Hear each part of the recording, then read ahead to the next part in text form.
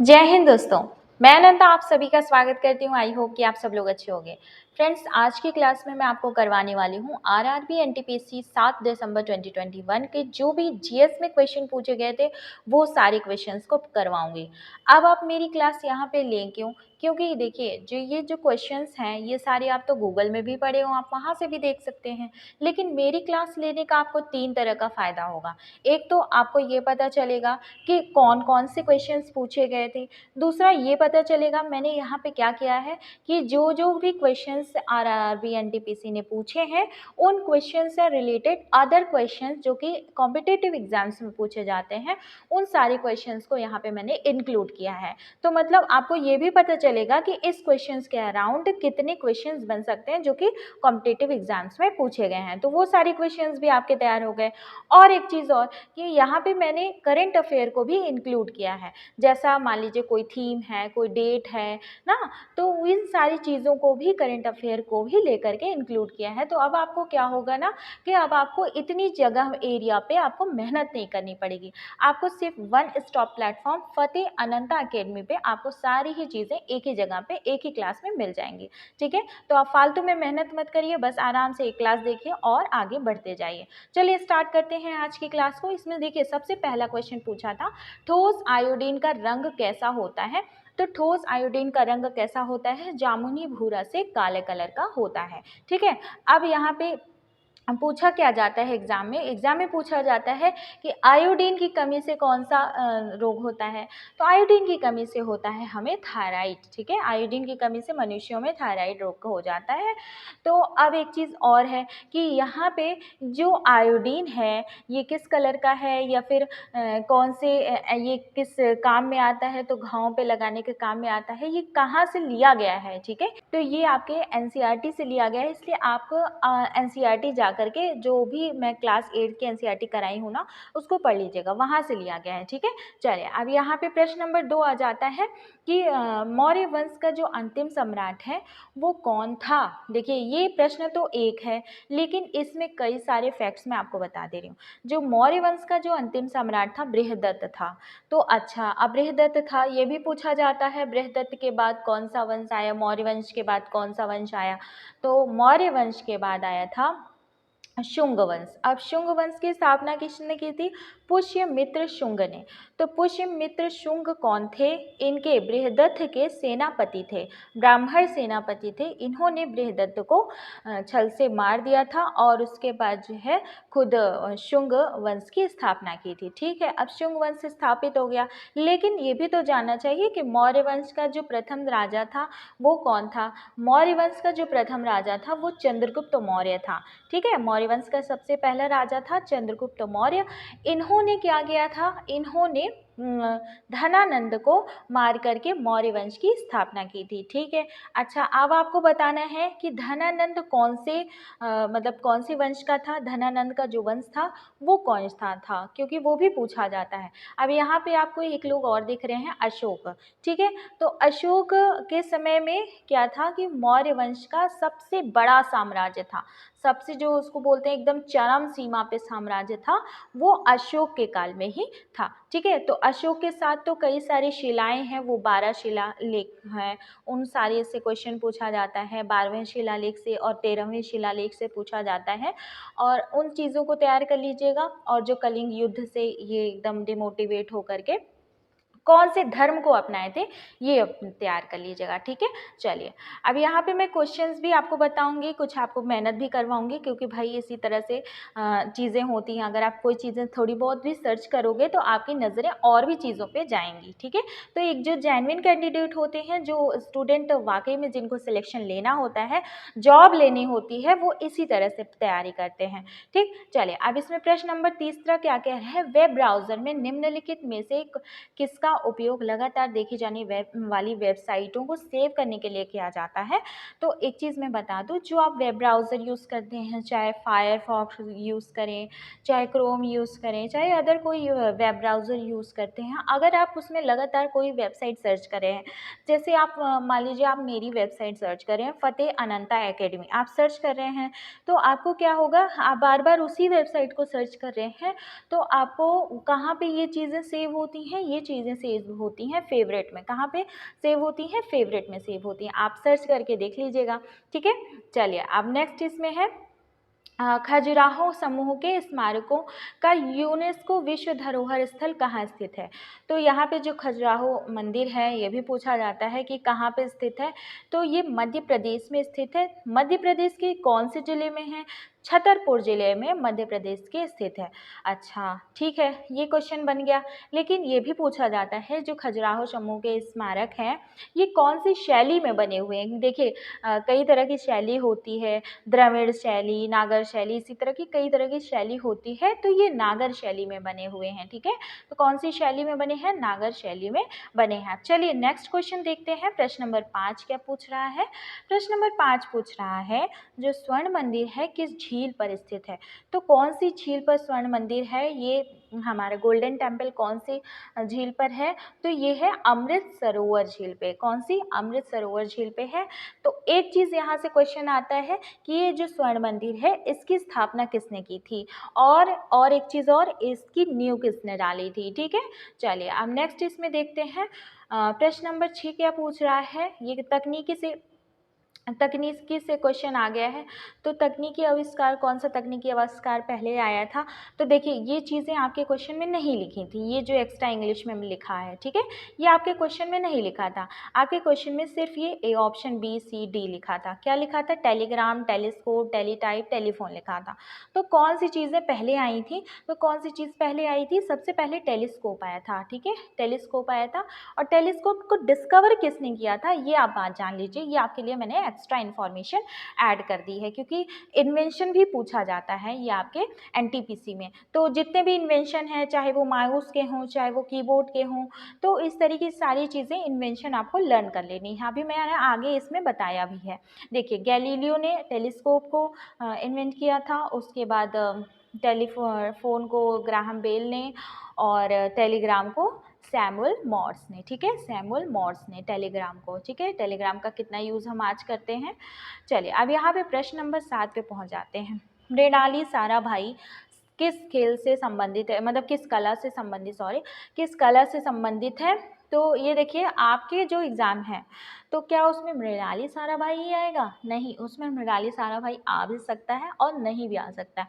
देखिए कैसे क्वेश्चन पूछा जाता है ये बता रहे हैं। जैसे मान लीजिए कि आपका एग्ज़ाम है 6 महीने बाद है या 1 साल बाद है, तो उसका क्या होगा कि उससे 1 साल का पहले का जितना करंट अफेयर है ना, ये मान लीजिए कि अभी 2-3 महीने बाद है, तो उससे पहले का जितना भी करंट अफेयर है और उसमें जितने भी कोई ऐसे कलाकार हैं जिनकी मृत्यु हुई हो, मतलब जिनका निधन हुआ हो, तो जिनको मान लीजिए कोई रत्न मिला हो, पुरस्कार मिला हो, उनका अगर निधन हुआ हो, तो उन सब को, ठीक है, उन सब का पूछा जाता है। इस तरह से पूछा जाता है कि किससे संबंधित थे, इस तरह से।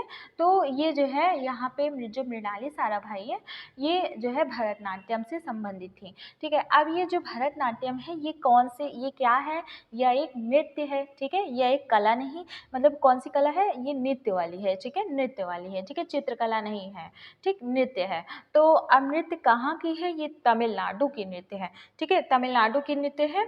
और अब यहाँ पे देखिए, यहाँ पे जितने भी चित्रकलाएं दी हैं, पट्ट चित्रकला हुआ, तंजावुर हुआ, मधुबनी हुआ, इन चित्रकलाओं से भी क्वेश्चन पूछता है कि ये पर्टिकुलर चित्रकला कहाँ की है, ये कोई पर्टिकुलर चित्रकला कहाँ की है। तो यहाँ पे जितनी भी चित्रकलाएं हैं, कुछ मैंने तीनों के बारे में भी बताया है और एक्स्ट्रा भी ऐड कर दिया है जो अदर कॉम्पिटिटिव एग्जाम्स में पूछा गया है, ठीक है। देखिए अगर आप सोच रहे होंगे कि हम अदर कॉम्पिटिटिव एग्जाम्स का क्यों पढ़ें, तो हम आपको एक चीज़ बता दे रहे हैं, एक क्लू बता दे रहे हैं। देखिए एसएससी आप एग्ज़ाम जानते होंगे, आप देते भी होंगे वनडे एग्जाम्स का। तो एसएससी में जितने भी जीएस के क्वेश्चंस पूछे हैं ना, ये रेलवे वाले में भी उसी तरह के क्वेश्चंस पूछे हैं, चाहे वो घुमा के फिरा के वही पूछा हो, चाहे उस मतलब कि कैसे डायरेक्ट क्वेश्चन पूछ लिया हो। आप क्या करिएगा, गूगल सर्च करके एक क्वेश्चन अगर आप इसका देखेंगे ना, ये एनटीपीसी रेलवे का, आपको एसएससी में भी उसी तरह के क्वेश्चंस मिल जाएंगे। तो ये मत सोचा करिए कभी कि जो है इसका जीएस अलग है, उसका जीएस अलग है, जीएस सारा एक है। मैथ्स, अगर मैथ्स की बात करें तो मैथ्स भी जितने भी टॉपिक हैं ना वो सारे एक ही हैं, कोई अलग अलग एक कंपार्टमेंट वाइज डिवाइड नहीं है। अब ये बताइए, अगर प्रॉफिट लॉस है तो प्रॉफिट लॉस का ही तो क्वेश्चन पूछेगा ना, प्रॉफिट लॉस का ही तो क्वेश्चन पूछेगा, कहीं और से तो आ नहीं जाएगा। अगर टॉपिक है एग्जाम में, टॉपिक है तब की बात करें तो दोनों का ही सेम रहता है। ऐसा नहीं है कि जो है इसका प्रॉफिट लॉस अलग होता है इस एग्ज़ाम का और दूसरे एग्ज़ाम का अलग होता है, नहीं, अगर सेम पैटर्न है तो सेम ही रहेगा। ठीक है, चलिए अब ये देखिए, ये जो कन्फ्यूज़न होता है ना बहुत लोगों को होता है, अरे ये तो उसकी तैयारी है तो उसकी तैयारी नहीं, ये सारी होल सोल तैयारी। इससे क्या होगा ना कि आपकी जो आप किसी भी क्षेत्र में आगे बढ़ सकते हैं, चाहे आपका एसएससी का एग्ज़ाम निकल सकता है। ठीक है, चलिए अब जो ये पट्टचित्र कला है, ये क्या खासियत है इसमें, पट्टचित्र कला कपड़े पे उकेरी जाती है और ये उड़ीसा की चित्रकला है। कहाँ की चित्रकला है? उड़ीसा की है। इसमें क्या खास है? इसमें भगवान जी, ये देखिए, ये जगन्नाथ भगवान है और ये इनकी बहन है और ये इनके बड़े भाई बलराम जी हैं। ठीक है, तो इन तीनों की जो चित्र है वो एक कपड़े पे उकेरी जाती है। ठीक, तो इसके बारे में इतना जान लीजिए। अब मधुबनी जो चित्रकला है बिहार की है। इसमें क्या होता है, इसमें प्राकृतिक कलर का यूज़ होता है, मतलब कि जो कलर्स होते हैं ना वो सिंथेटिक कलर यूज़ नहीं किए जाते, प्राकृतिक कलर यूज़ किए जाते हैं। कई जगह चावल यूज़ किया जाता है पीस करके। तो इसी तरह की चीज़ें इस मधुबनी जो ये पेंटिंग है इसमें यूज़ किया जाता है। चलिए अब आगे देखते हैं तंजावुर चित्रकला। तंजावुर चित्रकला कहाँ की है? तंजावुर चित्रकला है तमिलनाडु के तंजावुर क्षेत्र में। ठीक है, तो अब इसकी क्या खास है, इसमें ये देखिए, ये तंजावुर चित्रकला है और इसको मिला था जीआई टैग। ठीक है, ये भौगोलिक संकेत मिला था, मतलब कि जोग्राफिकल इंडिकेशन मिला था 2007-8 में, इसलिए ये चित्रकला इम्पॉर्टेंट हो जाती है। चलिए अब नेक्स्ट इसमें देखते हैं पिथोरा। पिथोरा की बात कर लेते हैं। यहाँ पे पिथोरा जो चित्रकला है, ये पिथोरा चित्रकला है, सॉरी एक मिनट इसको थोड़ा वो करते हैं। हाँ, तो ये पिथोरा चित्रकला से कैसे क्वेश्चन पूछते हैं, देखिए कौन सी ऐसी चित्रकला है जो भील जनजाति से रिलेटेड है? भील जनजाति से रिलेटेड है, ध्यान से सुनिएगा, भील जनजाति, तो भील जनजाति से रिलेटेड है ये पिथोरा चित्रकला। अच्छा, तो ये क्वेश्चन बन गया। दूसरा क्वेश्चन ये ऐसे पूछ सकते हैं कि पिथोरा चित्रकला कहाँ की है, तो कहाँ की है पिथोरा चित्रकला? गुजरात या महाराष्ट्र की है। ठीक है, गुजरात या फिर महाराष्ट्र की है। ठीक है, पिथोरा चित्रकला भील जनजाति की मुख्य पेंटिंग है। चलिए इसमें क्या होता है, इसमें ये देखिए घोड़ों की पेंटिंग वगैरह बनाई जाती है। अब कलमकारी चित्रकला कहाँ की है, तो आंध्र प्रदेश की कलमकारी चित्रकला होती है। अच्छा ठीक है, जो कलमकारी चित्रकला ये है, और वर्ली चित्रकला आपकी ये महाराष्ट्र की है। ठीक है, वर्ली महाराष्ट्र के। नेक्स्ट क्वेश्चन पे आ जाते हैं। नेक्स्ट क्वेश्चन क्या पूछा है फ्रेंड्स, अगर अभी तक आपने चैनल को सब्सक्राइब नहीं किया है तो कर लीजिए फटाफट, क्योंकि आप ही के लिए बेनिफिट है।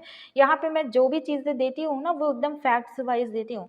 ऐसा नहीं है कि एग्ज़ाम मुझे बस बहुत ज़्यादा चीज़ें इसमें बढ़ानी है, अपने वीडियोस बढ़ाने हैं, अपने व्यूज़ बढ़ाने, नहीं, मुझे एक अच्छा चीज़ देना है। जो मुझे लगता था जब मैं तैयारी करती थी तो मुझे चीज़ों की कमी होती थी कि अरे यार जेन्युइन चीज़ मुझे पढ़ना है, ये नहीं कि बस पढ़ते जा रहे हो।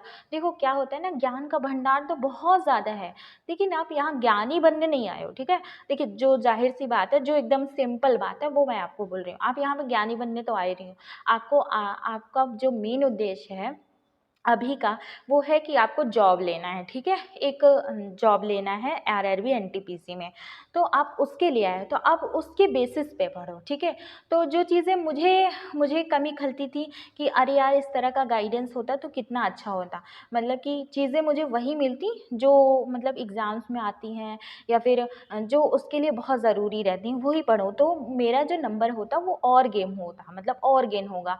तो ये चीज़ें मैं चाहती हूँ कि अब आप लोगों के साथ ना हो, अब आप लोगों को वही चीज़ें मिले जो एग्ज़ाम के पर्सपेक्टिव से इम्पॉर्टेंट हैं, जो चीज़ें होती हैं। ठीक है, इस पे आप फोकस करिए, जिससे आपका सिलेक्शन जल्दी ज़्यादा कम समय में और बहुत ज़्यादा आपको फालतू में इधर उधर एफर्ट ना करना पड़े और आपको यहाँ पे अच्छी चीज़ें मिल जाएँ। ठीक है, तो चैनल को अभी तक आपने सब्सक्राइब नहीं किया है तो कर लीजिए, अगर आपको नौकरी चाहिए तो। देखिए क्या है ना, कभी कभी मैं एक आध दिन वीडियो नहीं डाल पाती हूँ, क्या होता है कभी कभी मेरी जो हेल्थ होती है वो उतनी अच्छी नहीं होती है, तो इस चीज़ को भी आपको थोड़ा सा कंप्रोमाइज़ करना पड़ेगा। लेकिन मैं जितनी भी चीज़ें यहाँ पे करवाऊँगी ना, वो आपके एग्ज़ाम के पर्सपेक्टिव से प्लस पॉइंट रहेगा, ठीक है। चलिए अब आगे बढ़ते हैं। इसमें प्रश्न नंबर 8 क्या है, निम्नलिखित में से किस प्रकार की जो किरणें होती हैं पृथ्वी के वायुमंडल में प्रवेश नहीं कर पाती हैं। तो किस प्रकार की जो किरणें होती हैं पृथ्वी के वायुमंडल में प्रवेश नहीं कर पाती हैं। जो शॉर्ट वेवलेंथ होती है ना, वो पृथ्वी के वायुमंडल में प्रवेश नहीं कर पाती हैं, ठीक है। अब यहाँ पे कौन सी हैं, ऐसे एक्सरेज, जो एक्सरेज हैं वो पृथ्वी के वायुमंडल में प्रवेश नहीं कर पाती हैं। तो कुछ हद तक जो पराबैंगनी किरणें होती हैं, अल्ट्रावायलेट रेड्स होती हैं, वो भी नहीं कर पाती हैं, ठीक है। चलिए अब इसमें नेक्स्ट क्वेश्चन ये है, पूछा गया प्रश्न नंबर 9, सांस्कृतिक की मतलब संस्कृति के दृष्टिकोण से संस्कृति की आस्था, मूल्यों और प्रथाओं से संबंधित सिद्धांतों को क्या कहा जाता है। चलिए इसको मैं इंग्लिश में कन्वर्ट कर देती हूँ। देखिए ये जो क्वेश्चन है ये सोशियोलॉजी से पूछा गया है, तो काफ़ी दिन तक मैं सोशियोलॉजी भी पढ़ी थी मैंने, तो यूपीएससी के लिए। तो संस्कृत के जो दृष्टिकोण से जो संस्कृति की आस्था है, मूल्य और प्रथाओं से संबंधित सिद्धांत है, उसको कहा जाता है सांस्कृतिक सापेक्षवाद कहा जाता है। अब इसको इंग्लिश में मैं बता दूं तो ये जो कल्चर है, ठीक है, किसी कल्चर का आस्था, बिलीव्स, ठीक है, मूल्य, वैल्यूज़, प्रथा क्या होता है, प्रथा उनके नॉर्म्स होते हैं, ठीक है। तो ये सारी चीज़ें, ये जो उनके वैल्यूज़ हैं, बिलीव्स हैं, ठीक है, ये सारी चीज़ें इन सारे सिद्धांतों को क्या कहा जाता है, कल्चरल रिलेटिविज्म। क्या बोला जाता है इंग्लिश में, कल्चरल रिलेटिविज्म बोला जाता है, ठीक है। चलिए अब नेक्स्ट इसमें देखते हैं प्रश्न नंबर 10 क्या पूछा है। प्रश्न नंबर 10 पूछा है, निम्नलिखित में से कौन सी ग्रीन हाउस गैस नहीं है। कौन सी ग्रीन हाउस गैस नहीं है, तो सबसे पहले आपको पता होना चाहिए कौन सी ग्रीन हाउस गैस है, ठीक है। तो कौन सी ग्रीन हाउस गैस है, यहाँ पे nitrous oxide green house gas है, मीथेन भी ग्रीन हाउस गैस है, सल्फर हेक्साफ्लोराइड भी ग्रीन हाउस गैस है। अब यहाँ पे मैंने एलिमिनेशन मेथड अप्लाई करके ऑप्शन नंबर डी को करेक्ट कर दिया।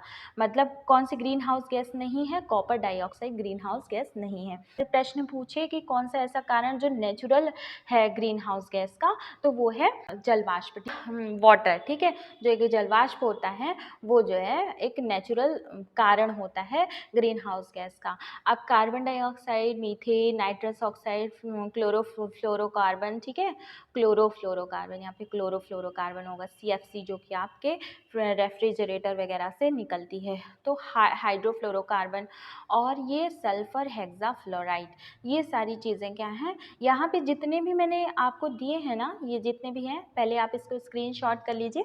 चलिए स्क्रीनशॉट कर, मैं मुस्कुरा दे रही हूँ। तो स्क्रीनशॉट कर लीजिए। ये जितने भी मैंने आपको यहाँ पर 7 तरह के लिखाए हैं ना, ये सारी जो ओरिजिनल वेबसाइट्स है वहाँ से लिखा है। ये नहीं कि किसी भी कोचिंग सेंटर यहाँ से नहीं, जो ओरिजिनल इसकी वेबसाइट है जहाँ पे ग्रीन हाउस गैस का पूरा दिया हुआ है, वहाँ से मैंने इस टॉपिक को कवर किया है, ठीक है। चलिए अब नेक्स्ट इसमें देख लेते हैं। प्रश्न नंबर 11 पूछ रहा है, जलियांवाला बाग नरसंहार किस त्योहार पे हुआ था। तो किस त्योहार पे हुआ था, ये बैसाखी के त्योहार पे हुआ था। कौन से त्योहार पे, बैसाखी के त्योहार पे हुआ था। तो ये जो बैसाखी का त्योहार है ये कब मनाया जाता है, ये देखिए यहाँ पे कब मनाया गया था, ये देखिए 13 अप्रैल 1919 को, ठीक है, 13 अप्रैल 1919 को ये जलियांवाला बाग का हत्याकांड हुआ था। अच्छा, यहाँ पे लोग गैदर किए हुए थे, इकट्ठे किए हुए थे, इसलिए जो रॉयल एक्ट हुआ था ना उसके विरोध में, और जो सैफुद्दीन किचलू और सत्यपाल की गिरफ्तारी के विरोध में ये क्वेश्चन पूछा जाता है। ये तो ये 2 क्वेश्चन है यहाँ पे और इंक्लूड कर दिया मैंने। तो ये बैसाखी हो गया। और एक चीज़ और, जो जलियांवाला बाग है ना, ये हमारे जो स्वर्ण मंदिर है, गोल्डन टेम्पल है ना, उसी के जस्ट बगल में है। तो आप जब गोल्डन टेम्पल जाइएगा तो वहाँ पे ज़रूर जाइएगा जलियांवाला बाग देखने। तो अभी तक आपको वहाँ की जो दीवारें हैं ना, वहाँ पे बड़े बड़े छेद दिखेंगे गोलियों के, अब तो और बड़े छेद हो गए हैं, तो वो दिखेंगे गोलियों के। तो वहाँ पे एक बार देख लीजिएगा, चीज़ें लिखी हुई हैं, थोड़ा सा अच्छा है, पढ़ने में समझ में आएगा आपको। प्रश्न नंबर 12 पूछ रहा है, कौन सा कंप्यूटर का वायरस नहीं है। तो कौन सा कंप्यूटर का वायरस नहीं है, तो आपको इसमें क्या करना है, आपको जितने भी कंप्यूटर के वायरसेस होते हैं वो पता होने चाहिए, ठीक है। तो जो ऑप्शन नंबर ए है, एड्स। तो ये एड्स है, ये कंप्यूटर का वायरस नहीं है, क्योंकि ये क्या है, एक्वायर्ड इम्यूनो डिफिशियंसी सिंड्रोम ये होता है। ये किस में होता है, ये इंसानों में होता है। ठीक है, चलिए अब हम एना कॉर्निकोवा जो है ये कंप्यूटर का वायरस है। ब्रेन कंप्यूटर का वायरस है। डॉन क्या है, कहाँ का वायरस है, ये भी डॉन जो है कंप्यूटर का ही वायरस है। चलिए इसमें अदर वायरसेस हम देख लेते हैं। एक वायरस है आई लव यू नाम का, जो कि असल ज़िंदगी में भी होता है, बच्चों को आगे बढ़ने से रोकता है तो चलिए तो मजाक हो गया। माइडूम जो है ये भी वायरस है। स्टॉर्म वॉर्म भी वायरस है। सेसर और नेट्स की भी वायरस है। Slammer, Stuxnet, code red, configure, ठीक है, कॉन्फिगर, ये सब क्या है, ये सारे वायरस के नाम है। चलिए अब आप इसको स्क्रीनशॉट कर लीजिए, मैं थोड़ा स्माइल कर दूँ।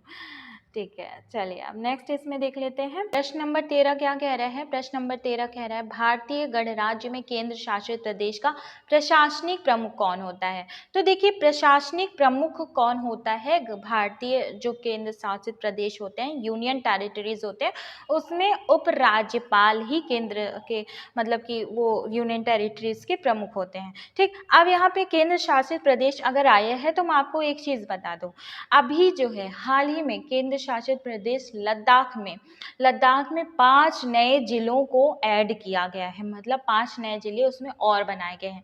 लेह और कारगिल तो था ही, और उसमें 5 नए और जिले ऐड हुए हैं।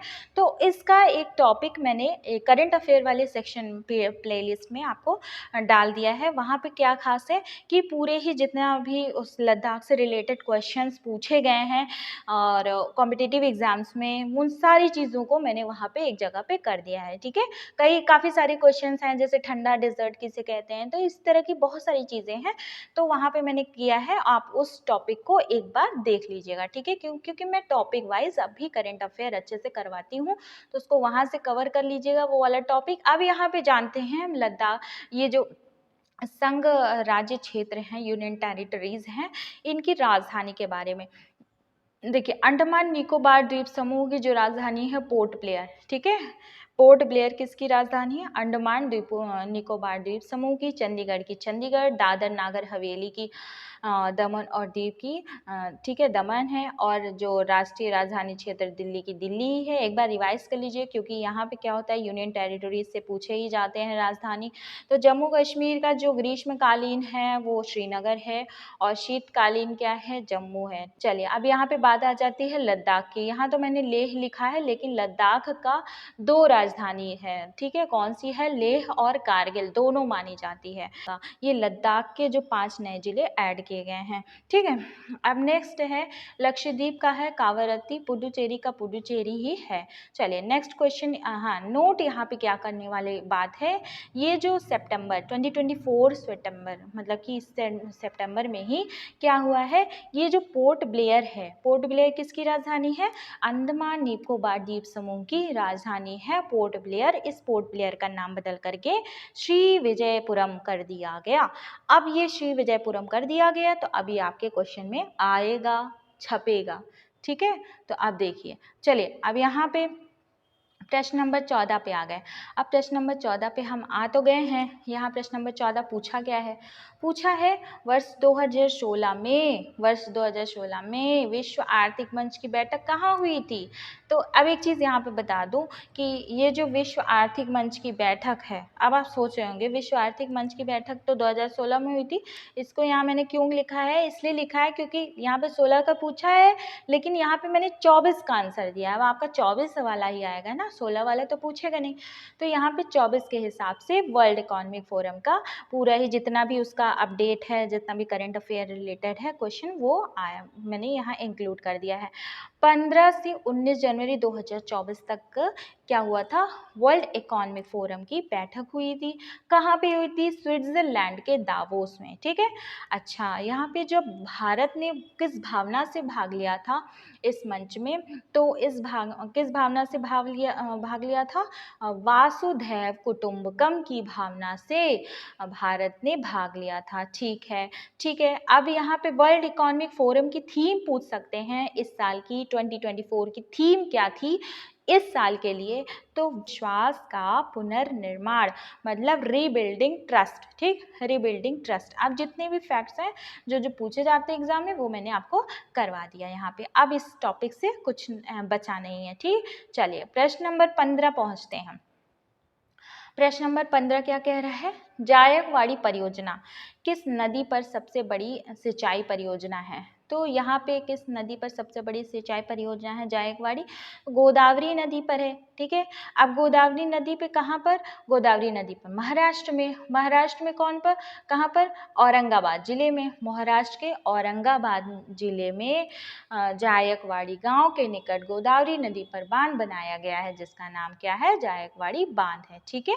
चलिए प्रश्न नंबर 16 पे आ जाते हैं। प्रश्न नंबर 16 पे आ जाते हैं, निम्नलिखित में से कौन सा भारत का सबसे बड़ा ग्लेशियर है, ठीक है। तो सबसे बड़ा ग्लेशियर कौन सा है, सियाचिन ग्लेशियर, ठीक है। अब यहाँ पे क्या बात आपको ध्यान देना है, देखिए एक एक जगह मैं आपको दिखाती चलूंगी कि क्या चीज़ें होती हैं, ठीक है, क्योंकि जीएस भी पढ़ने का एक तरीका होता है, तो वो चीज़ मैं आपको दिखा रहा हूँ। देखिए सियाचिन ग्लेशियर है, सियाचिन में कौन सी लड़ाई लड़ी गई थी, तो कौन सी लड़ाई लड़ी गई थी और किसके बीच लड़ी गई थी, कब लड़ी गई थी, बस इतना इंपॉर्टेंट है, ठीक है। चलिए अब नेक्स्ट इसमें देख लेते हैं प्रश्न नंबर 17। प्रश्न नंबर 17 पे आ गए, ओलंपिक्स में पहला महिला खेल कौन सा शुरू किया गया था। तो एक चीज़ मैं बताऊं, यहाँ पे ओलंपिक्स पहले क्या होता था, महिलाओं को ओलंपिक्स में खेल में नहीं पार्टिसिपेट करती थी, लेकिन जब जब महिलाएं पार्टिसिपेट करने लगी, वो कौन सा ईयर था, सन 1900 में, मतलब 1900 में पहली बार महिलाएं इंक्लूड हो गई। अच्छा ओलंपिक्स में सन 1900 में कहाँ पे, पेरिस ओलंपिक्स में, ठीक है, पेरिस ओलंपिक्स में। अब कौन सा खेल शुरू की, कौन से खेल में महिलाओं ने भाग लिया था, तो कुछ ऐसे खेल थे जिनमें महिलाओं ने भाग लिया था। जिम्नास्टिक में पार्टिसिपेट नहीं, वॉलीबॉल में भी नहीं, बैडमिंटन में भी नहीं, गोल्फ में पार्टिसिपेट किया था। अब यहाँ पे सिर्फ और सिर्फ एक लिखा है, लेकिन इसके अलावा भी 4 हैं। कौन कौन से हैं, टेनिस है, ठीक है, टेनिस हो गया, घुड़सवार हो गया और क्रिकेट हो गया, तो एक और है नौकायान, ठीक। चलिए अब इसमें कितनी महिलाओं ने इंक्लूड, मतलब कितनी महिलाएं थी, तो उस टाइम 22 महिलाएं थी, ठीक है। मतलब कितनी महिलाओं ने भाग लिया था, 22 महिलाओं ने भाग लिया था। चलिए अब नेक्स्ट इसमें प्रश्न पूछ रहा है, यदि किसी सोल्यूशन का जो पीएच मान होता है, किसी चीज़ का पीएच मान अगर 7 से कम होता है, 7 से कम होता है, तो क्या होता है, वो सोल्यूशन या फिर वो चीज़ क्या कहलाएगी, तो वो अम्लीय कहलाएगी, ठीक है, एसिडिक कहलाएगी। अच्छा 7 होगा तो न्यूट्रल मतलब उदासीन हो गया, तो उदासीन क्या होता है, वाटर होता है। तो क्षारीय मतलब बेसिक कौन होता है, बेसिक जो 7 से ज़्यादा होगा, ठीक है। चलिए अब आगे देख लेते हैं प्रश्न नंबर 19 में, विश्व धरोहर स्थल बासिलिका ऑफ बोम जीसस कहाँ पर स्थित है, ये क्वेश्चन है। अब इस क्वेश्चन में ये तो अब दोबारा रिपीट कर भी सकता है, नहीं कर सकता, लेकिन इसका आंसर गोवा है। अब चलिए विश्व धरोहर स्थल के बारे में हम कुछ करंट से रिलेटेड चीज़ें जान लेते हैं। देखिए अब यहाँ पे क्या हुआ था ना, भारत में पहली बार हुआ था, ठीक है, इसलिए इसको मैंने हाईलाइट कर दिया है। देखिए भारत में पहली बार 21 जुलाई से 31 जुलाई 2024 तक नई दिल्ली में, ठीक है, यूनेस्को की विश्व धरोहर समिति की मेजबानी की थी, ठीक है। तो पहली बार भारत ने यूनेस्को की विश्व धरोहर समिति की मेजबानी की थी नई दिल्ली में 21 जुलाई से 31 जुलाई तक, ठीक है। अब इसमें क्या हुआ था, इस धरोहर समिति में क्या हुआ था, तो ये कौन से नंबर की समिति थी, ये समिति थी 46वें नंबर की, ठीक है, 46वां इसका सत्र था। अब यहाँ पे 24 नए विरासत स्थलों को शामिल किया गया था विश्व विरासत सूची में, ठीक है। तो 24 नए विरासत स्थलों में एक भारत का भी था, वो कौन सा था, वो था अहोम राजवंश का। ये देखिए ये अहोम राजवंश का है, अहोम राजवंश का चिराई देव मोइदम्स, ठीक है, इसका नाम है चिराई देव मोइदम्स। तो ये टीला दफन प्रणाली है, ये असम में है, असम में है, टीला दफन प्रणाली है, ठीक है, इसका नाम क्या है, चिराई देव मोइदम्स है। ये अभी ही विश्व विरासत सूची में शामिल हुआ है, इसलिए ये इम्पॉर्टेंट हो जाता है, ठीक है, 26 जुलाई को, ठीक। चलिए अब आगे बढ़ते हैं, इसमें क्या है, ये भारत की ओर से, मतलब अभी तक भारत में कुल कितने थे, 42 थे, लेकिन ये भारत का कौनसवां बना, 43वां बना, ठीक है, 43वां बना। तो 43वां, तो टोटल विश्व धरोहर स्थल कितने हो गए, 43 हो गए।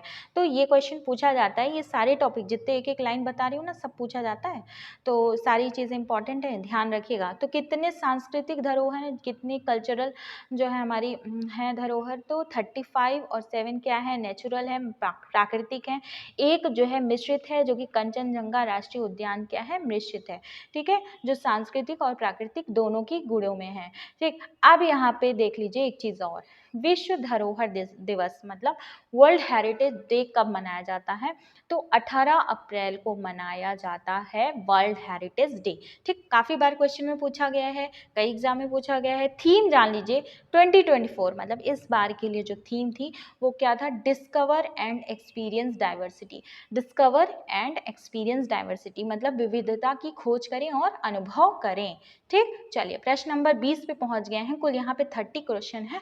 फ्रेंड्स अगर अभी तक आपने चैनल को शेयर नहीं किया है तो शेयर ज़रूर कर दीजिए, क्योंकि यहाँ पे चीज़ें आपको मिल रही हैं, अच्छी मिल रही हैं, तो आप फिर लोगों में बांटिए और शेयर कर दिए, ठीक है।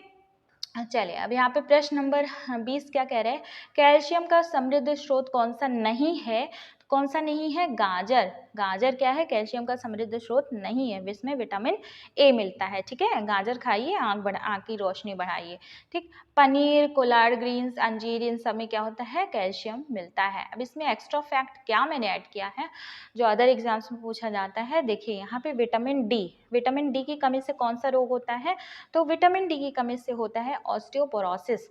अब ये ऑस्टियोपोरोसिस होता क्या है, ऑस्टियोपोरोसिस ये आपका हड्डियों का रोग है, ठीक है, हड्डी कमजोर हो जाती है। तो अब चलिए विटामिन डी की कमी से रक्त में कैल्शियम की भी स्तर जो होता है वो कम हो जाता है, इसलिए विटामिन डी लेते रहा करिए। विटामिन डी का सबसे अच्छा स्रोत क्या है, सबसे फ्री का स्रोत है जो सुबह सुबह सुबह की एकदम रेड वाली धूप मिलती है ना, खूब अच्छी सी, वो वाली आप लिया करिए, उससे क्या होगा, विटामिन डी आपके अंदर बनेगा, ठीक है। देखिए जो नवजात शिशु होते हैं ना, अगर अभी तुरंत तुरंत पैदा हुए, ठीक है, और उनको धूप ना मिले, तो उनको धूप ना मिले ना, तो उनको उनको हो जाता है पीलिया, ठीक है। सोचिए धूप कितना ज़्यादा इंपॉर्टेंट है, कितना ज़्यादा विटामिन डी इंपॉर्टेंट है, ठीक। प्रश्न नंबर 21 आ जाता है, नोबेल विजेता बनने वाला पहला भारतीय कौन थे, तो नोबेल विजेता बनने वाले पहले भारतीय हमारे रविन्द्रनाथ टैगोर जी थे। और अब यहाँ पे नोबेल विजेता से जितने भी रिलेटेड फैक्ट्स हैं वो मैंने आपको दिया है, जिन जिन लोगों को मिला है, तो एक ही बार में आपको तैयार हो जाएगा पूरा, ये नहीं कि अब अलग कहीं जाएंगे आप सर्च करेंगे। तो यहाँ पे रविन्द्रनाथ टैगोर हुए, साहित्य के लिए इनको मिला। सर सीवी रमन को मिला था भौतिकी के लिए, मतलब फिजिक्स के लिए। हरगोविंद खुराना जी को मिला था फिजियोलॉजी मेडिसिन के क्षेत्र में मिला था। मदर टेरेसा जी को मिला था शांति के क्षेत्र में। सुब्रमण्यम चंद्रशेखर जी को मिला था फिजिक्स, ठीक है, ध्यान रखिएगा, एक लाइन से यहाँ पे मैंने डाला है। अमर्त्य सेन को मिला था इकोनॉमिक साइंस में। वेंकट रमन को मिला था रसायन में। और कैलाश सत्यार्थी 2014 में मिला था शांति के लिए। और अभी रिसेंट का 2019 में अभिजीत बनर्जी को भी लेटेस्ट मिला है, तो इकोनॉमिक साइंस के लिए अभिजीत बनर्जी को मिला हुआ है, ठीक है, नोबेल का पुरस्कार, ठीक है। अब चलिए नेक्स्ट इसमें देखते हैं, भारतीय जन्मे शिवा अय्यादुरई किस आविष्कार से संबंधित है। अब देखिए यहाँ पे शिवा अय्यादुरई का आविष्कार पूछा गया है, तो इन्होंने जो आविष्कार किया था वो ईमेल का आविष्कार किया था। किसका, ईमेल का। देखिए कितना सारा मतलब ईमेल का यूज़ है आजकल, तो ईमेल का यूज़ मतलब ईमेल के जो आविष्कारक हैं वो कौन है, वो शिवा अय्यादुरई, ठीक है। अब इंटरनेट की वजह से ही तो आप हम सब मतलब जितने भी हैं सब चीज़ें कनेक्ट हो गई, और सारी चीज़ें ईजी हो गई, थोड़ी फ्री में भी अवेलेबल हो गई। नहीं पहले कहाँ था, पहले तो बहुत पहले तो था ही नहीं फ़ोन, जब फ़ोन आया फिर उसके बाद ये सब हुआ, मतलब कि तब कितने दिन बाद तो जाकर इंटरनेट आया, और जब अभी इंटरनेट आए तो इतने ज़्यादा इसके प्रोज हैं, इतने ज़्यादा इसके कॉन्स भी हैं। तो अच्छाई भी है बुराई भी है, दोनों भी है, तो अच्छे के लिए अच्छा है और बाकी तो समझदार है। इंटरनेट के लिए टिम बर्नर्स-ली, कौन नाम है इनका, टिम बर्नर्स-ली, ठीक। कीबोर्ड के लिए क्रिस्टोफर लेथम सोल्स, कीबोर्ड के क्रिस्टोफर लेथम शोल्स, ने इन्वेंट किया था इसको, ठीक है। अब माउस, माउस का भी पूछा गया, आप सर्च कर लीजिएगा, माउस का भी पूछा गया है, ऐसा नहीं कि मैंने यहाँ पे फालतू में आपको फैक्ट दिया है, नहीं पूछा है तो ही मैंने लिखा है।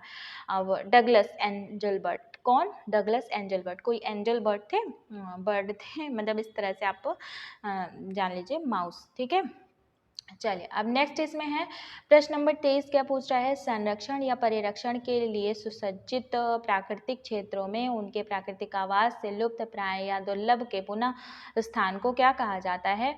देखिए, अगर किसी, मान लीजिए टाइगर है, ठीक है, तो टाइगर को अगर वो जहाँ पे उसका जन्म हुआ है वहीं पे उसको अगर हम कंजर्वेशन प्रोवाइड करें तो इसको बोलते हैं इन सीटू, मतलब जहाँ पे उसका निवास है वहीं पर अगर हम उसको संरक्षण प्रदान कर रहे हैं तो उसको बोलेंगे इन सीटू। लेकिन अगर हम उसको, टाइगर को वहाँ से हटा करके कहीं और उद्यान में रख रहे हैं, कहीं और सेंचुरी में रख रहे हैं, तो उसको बोलेंगे एक्स सीटू कंजर्वेशन, ठीक है। उसके, हाँ, उसको हटा करके, मतलब उसके वहाँ प्राकृतिक से हटा करके एक नेचुरल हमने बनाया है, हमने खुद का बनाया है सेंचुरी, तो उसमें डाला है और उसको नेचुरल चीज़ें ऐसे मतलब कि उस तरह का माहौल वहाँ पे बनाया है, और तो उसको बोलेंगे एक्स सीटू कंजर्वेशन, ठीक है। अब चलिए, इसमें यही हो गया, लेकिन इसका आंसर क्या होगा? इस क्वेश्चन का आंसर, अगर पुनः स्थान को, अब देखिए यहाँ पे पुनः स्थान आ गया ना, पुनः स्थान आ गया, तो इसको बोलेंगे एक्स सीटू कंजर्वेशन, ठीक है। अब चलिए इसकी, अब यहाँ पे एक चीज़ और देखिए, जो वर्ल्ड टाइगर डे है मनाया जाता है 29 जुलाई को। वर्ल्ड टाइगर डे कब मनाया जाता है? 29 जुलाई को मनाया जाता है, ठीक है। तो इस बार जो इंटरनेशनल टाइगर्स डे था उसकी थीम क्या थी ये पूछा जाता है, तो कॉल फॉर एक्शन उसकी थीम थी। क्या थी?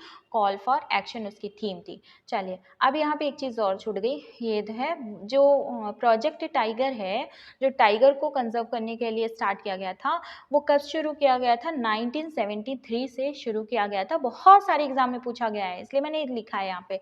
ऐसा नहीं है कि कोई चीज़ इस तरह के लिख दिया कि बस आपको फैक्ट फैक्ट फैक्ट फैक्ट देते जाना, नहीं। क्यों फैक्ट देंगे हम आपको वही चीज़ देंगे जो ज़रूरी है आपके लिए। यहाँ पे मतलब धोखा नहीं करेंगे, हमें धोखा नहीं अच्छा लगता। देखिए अब यहाँ पे जैसे भारतीय संविधान जो है, तो इस संविधान में क्या है कि अलग अलग संविधानों से दुनिया के तो बहुत सारी चीज़ें ली गई हैं। तो सबसे ज़्यादा कहाँ से ली गई हैं? सबसे ज़्यादा तो ब्रिटेन से ली गई हैं। लेकिन यहाँ पे ये जो मौलिक कर्तव्य है ये कहाँ से लिया गया है? तो ये लिया गया है सोवियत संघ से। उस टाइम तो सोवियत संघ था ना, कोल्ड वार से पहले। कोल्ड वार कब हुआ था ये भी बता दीजिएगा। तो कोल्ड वार से पहले जो है सोवियत संघ था, तो रशिया से ली गई थी। कहीं कहीं रूस लिखा होता है, रशिया लिखा होगा, तो वहाँ से लिया गया था। चलिए अब यहाँ पे मैंने कुछ लिख दिया है, स्रोत लिख दिया है, अब इसको आप पढ़ लीजिए। जैसे ये एकल नागरिकता हुई, संसदीय प्रणाली, संसदीय विशेषाधिकार, विधि का शासन। अब इसको हम पढ़ने नहीं वाले हैं, अब आप इसको पढ़ लीजिएगा खुद ही, ठीक है। चलिए इसको थोड़ा सा मैं साइड कर ले रही हूँ, इसको आप क्या करिएगा, वीडियो पॉज करिएगा, अच्छे से पढ़ लीजिएगा, ठीक है। चलिए यहाँ से क्वेश्चन पूछे जाते हैं और स्क्रीनशॉट भी कर दीजिएगा, ठीक। चलिए देखिए, राष्ट्रपति का महाभियोग भी है। राष्ट्रपति का महाभियोग कहाँ से लिया गया है? तो ये अमेरिका से लिया गया है, रूस से। ये देखिए मौलिक कर्तव्य हो गया, ठीक है। पंचवर्षीय प्रणाली हो गई। ऑस्ट्रेलिया से संवर्ती सूची भी अक्सर पूछा जाता है। कनाडा से संघात्मक प्रणाली, ठीक है। जीएसटी का जो स्वरूप है, ठीक है, फ्रांस, जर्मनी, इन सब चीज़ों से तो अलग अलग है। इसको आप क्या करिए, स्क्रीनशॉट कर लीजिए और अच्छे से देख लीजिए, ठीक है। संविधान संशोधन का बहुत बार पूछा गया है, तो कहाँ से लिया गया है? साउथ अफ्रीका से लिया गया है। जर्मनी से आपात उपबंध लिया गया है, ठीक है। कुछ चीज़ें जो मेरे नज़र में आई कि मुझे एकदम बोल ही देना चाहिए ताकि आपको भी पता चल जाए कि क्या चीज़ें कुछ ज़्यादा ही इंपॉर्टेंट है, तो मैंने बोल दिया, ठीक है। प्रश्न नंबर 26 में आ जाता है कि भारत में समुद्र तल से सबसे ऊंचा क्रिकेट का मैदान कौन से राज्य में है? तो ये है हिमाचल प्रदेश में, ठीक है। तो ये हिमाचल प्रदेश में सबसे ऊंचा क्रिकेट मैदान है। ये देखिए यहाँ पे मैंने मैदान की फोटो भी लगा दीजिए, आराम से मैदान देख लीजिए, ठीक है। अब ये क्या है, ये पूछा है क्वेश्चंस अदर एग्जाम्स में, हिमाचल के कौन से जगह पे है? तो चैल में है। कहाँ पे है? चैल में है, ठीक है। तो चैल में है दुनिया का सबसे ऊंचा इंटरनेशनल क्रिकेट स्टेडियम, ठीक। प्रश्न नंबर 27 पे आ जाते हैं। ये क्या पूछ रहा है? ये पूछ रहा है व्हाट इज जियोट्रॉपिज्म। जियोट्रॉपिज्म क्या होता है? तो गुरुत्वानुवर्तन, ठीक है, गुरुत्वानुवर्तन इसको इंग्लिश में बोलते हैं। ये क्या होता है, अब देखिए जो प्लांट्स होते हैं ना वो आगे की तरफ बढ़ते हैं, तो आगे की तरफ बढ़ते हैं मतलब ऐसे ऊपर की तरफ बढ़ते हैं ना, तो क्या होता है जो पृथ्वी की जो गुरुत्वाकर्षण होता है वो पृथ्वी की ओर खींचता है ना, चीज़ों को पृथ्वी की ओर खींचता है। तो अब प्लांट लेकिन क्या होता है अपवर्ड जाता है, तो वही ये जो ग्रेविटी है पृथ्वी की उसके रिस्पॉन्स में पौधों की जो ग्रोथ होती है उसी को बोलते हैं जियोट्रॉपिज्म, ठीक है, मतलब growth of plants in response to gravity, ठीक है, गुरुत्वाकर्षण के रिस्पॉन्स में। ये देखिए ये यहाँ पे पॉजिटिव जियोट्रोपिज्म है और ये नेगेटिव है। नेगेटिव इसलिए है क्योंकि देखिए जो ग्रेविटी है वो इनवर्ड है, वो अपनी तरफ खींचती है, लेकिन ये तो आउटवर्ड जा रहा है। अब ये पॉजिटिव है मतलब ये तो खुद ही इनवर्ड जा रहे हैं, ठीक है। चलिए अब नेक्स्ट इसमें देखते हैं प्रश्न नंबर 28। प्रश्न नंबर 28 है इलेक्ट्रिक डायनमो का आविष्कार किसने किया था। तो इलेक्ट्रिक डायनमो का आविष्कार, यहाँ पे देखिए अलग अलग तरह के आविष्कार हैं, मैंने इन सबको लिख दिया है फ्रेंड्स, इसीलिए बोल रही हूँ अगर आप चैनल पर नए हो तो सब्सक्राइब ज़रूर कर लेना। आपको अगर अच्छी चीज़ें पढ़नी है तो सब्सक्राइब ज़रूर कर लेना। देखिए एक आध दिन की बात अलग है कि मेरी तबीयत थोड़ी ख़राब रहती है तो मैं कभी एक आध दिन नहीं भी क्लासेस ले पाती हूँ, तो ये सबके साथ होता है, ये नॉर्मल सी बात है।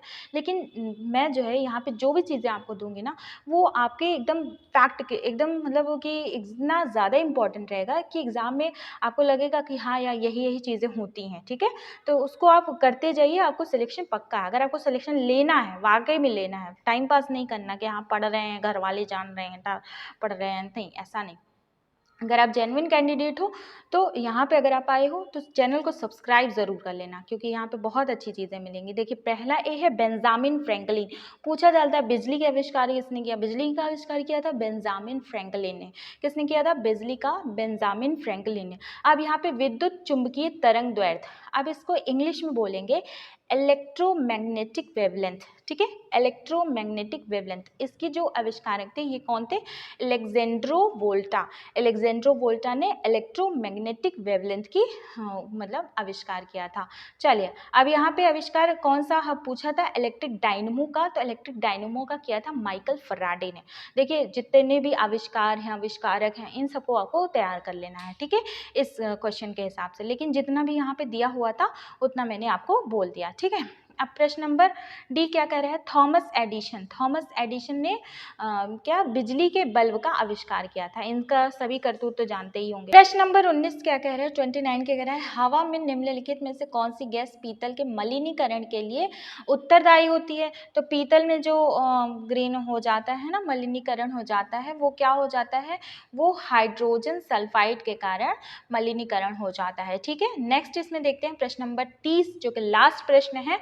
तो फ्रेंड्स अगर आपने अभी तक वीडियो को शेयर नहीं किया है तो फटाफट शेयर कर दीजिए। अब आपने तो पढ़ लिया चीज़ें अच्छी, और लोगों को भी पढ़ने का मौका दीजिए, मतलब कि जो आपके रिलेटिव्स हैं, जिनको आप जानते हैं, जिनको आप सच में चाहते हैं कि भला हो, तो उनका भी भला कर दीजिए। चलिए ठीक है, इसमें प्रश्न 30 है कि भारत का राष्ट्रीय आदर्श वाक्य है सत्यमेव जयते, ठीक है। सत्यमेव जयते कौन से शास्त्र से लिया गया है, मुंडकोपनिषद से लिया गया है। अब यहाँ पे चीज़ें मैं बताऊंगी आपको प्रश्न नंबर 30 में क्या क्या चीज़ें हैं। देखिए ऋग्वेद के जो पुजारी हैं उनके बारे में, ऋग्वेद सामवेद अथर्ववेद इन सब के पुजारियों के बारे में देख लीजिए, और सामवेद में क्या है, अथर्ववेद में क्या है, और ये जो ऋग्वेद में क्या है, इन सब वेदों में थोड़े थोड़े चीज़ें आप इंक्लूड कर लीजिए, मतलब थोड़ा थोड़ा चीज़ें आप कहाँ से पढ़ लीजिए, लूसेंट से पढ़ लीजिए। हाँ वहीं से अगर आप पढ़ लेंगे तो थोड़ा बहुत सही रहेगा, ठीक है। ज़्यादा चीज़ें नहीं पढ़नी, बस इतनी ही पढ़नी है। और चलिए ठीक है, फिर मिलते हैं नेक्स्ट क्लास में। आई होप कि आपको क्लासेस अच्छी लगी होंगी, और क्लासेस मतलब यहाँ पे जितनी भी क्लासेस मिल रही हैं सारी क्लासेस क्वालिटी की मिल रही हैं। और ये तो आपका इसके साथ साथ तैयार हो गया जीएस का क्वेश्चन, और उसके बाद ठीक है फिर मिलते हैं नेक्स्ट क्लास में। तब तक के लिए बाय बाय, टेक केयर, नमस्कार, जय हिंद दोस्तों।